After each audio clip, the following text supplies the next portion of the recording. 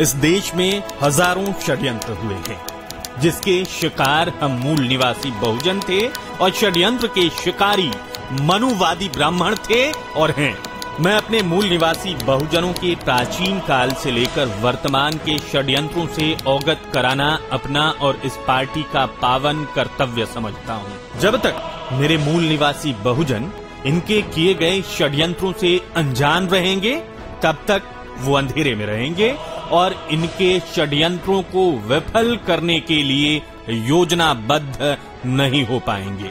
मैं इनके प्राचीन षड्यंत्र बाद में बताऊंगा। मैं इनके वर्तमान तात्कालिक षड्यंत्र पहले बताना चाहता हूं, जिससे कि आप वर्तमान में आए हुए समस्याओं का सामना कर सकें।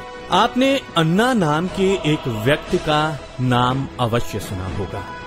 मनु मीडिया तो सदा से ही भेदभाव और साजिश का स्रोत रहा है। जिस देश में कलम शिक्षा ब्राह्मणों की कैद में रही हो, वहाँ इस पेशे में ईमानदारी की कल्पना करना सबसे बड़ी बेईमानी है। राष्ट्रीय भागीदारी समाज पार्टी अन्ना हजारे से भ्रष्टाचार की परिभाषा जानना चाहती है, समझना चाहती है। अन्ना हजारे बताएं भ्रष्टाचार की परिभाषा क्या होती है। अन्ना हजारे बताएं इस भ्रष्टाचार की जड़ क्या होती है। अगर उनको नहीं पता तो हम बताते हैं। भ्रष्टाचार की जड़ है इस देश का मनुवाद, ब्राह्मणवाद। हमारे महामानव ज्योतिबा फूले ने इस प्रकार के व्यक्तियों के लिए कलम कसाई का प्रयोग किया और बताया है कि कलम कसाई बहुत ही खतरनाक होता है। क्या मनु मीडिया की समझ में नहीं आया कि जिस व्यक्ति को भ्रष्टाचार की परिभाषा नहीं पता, वो भ्रष्टाचार कैसे समाप्त करेगा? जो व्यक्ति भ्रष्टाचार की जड़ को ही नहीं जानता, वो भ्रष्टाचार कैसे समाप्त करेगा? वो व्यक्ति भ्रष्टाचार के पेड़ की पत्तियों पर पेस्टिसाइड छिड़ककर गला फाड़ फाड़ कर कह रहा है, भ्रष्टाचार मिटाओ, भ्रष्टाचार मिटाओ। मनु मीडिया उसकी मिमियाती आवाज को शेर की दहाड़ के रूप में प्रस्तुत कर रहा है। क्या यही बुद्धिजीवी मीडिया का कर्तव्य है? इन बुद्धिजीवी मीडिया वालों ने अन्ना के दिमाग से मिलते जुलते सैकड़ों सवाल पूछे और कहे और खूब प्रचार किया। मुख्य विषय और सवाल इनके दिमाग में क्यों नहीं आए?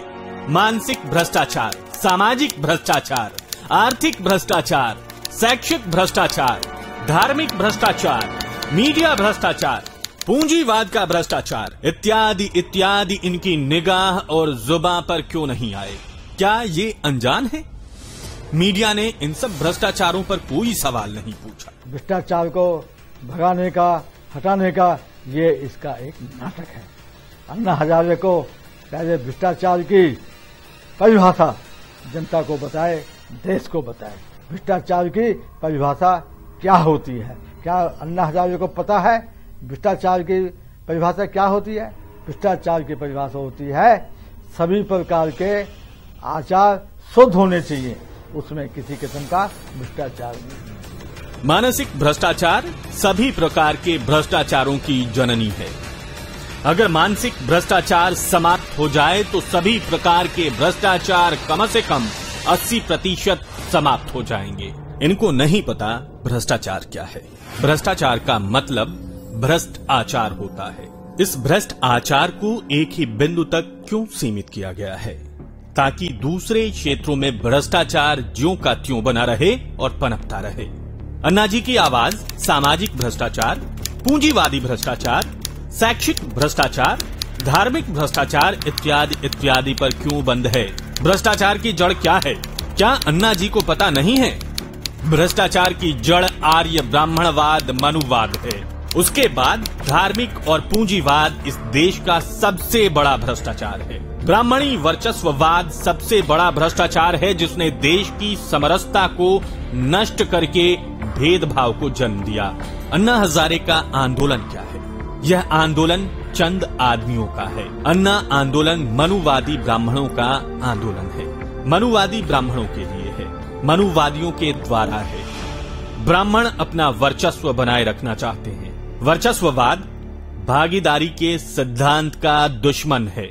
आपका यह आंदोलन का रूप और नियंत्रण इस बात का प्रमाण है कि आप अपने आप को तथा चंद उच्च मनुवादियों को चमकाना चाहते हो, इसलिए इस आंदोलन का नियंत्रण मनुवादी ब्राह्मणवादियों के हाथ में है।